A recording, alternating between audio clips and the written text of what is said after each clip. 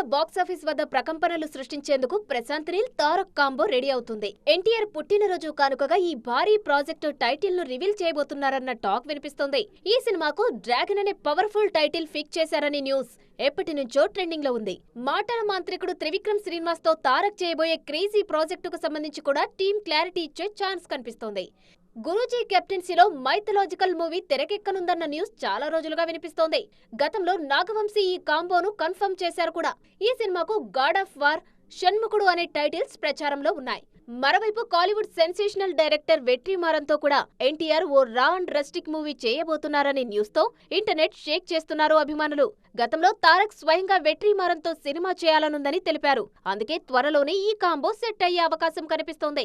దేవర 1 ఘన విజయం సాధించినా Neel project ఆలస్యమవుతుండటంతో part 2 status డైలమాలో పడింది. అయితే ఈ కన్ఫ్యూజన్ కు చెక్ పెడుతూ కొరటాల శివ బృందం దేవర 2 పై సాలిడ్ క్లారిటీ ఇవ్వనుందన్న న్యూస్ ట్రెండ్ అవుతుంది. మొత్తానికి ఈ 4 క్రేజీ అనౌన్స్మెంట్లు ఒకేసారి వస్తే ఇన్నాళ్లు సైలెంట్ గా ఉన్న జూనియర్ ఫ్యాన్స్ సోషల్ మీడియాను షేక్ చేయడం ఖాయమంటున్నారు ఇండస్ట్రీ జనాలు.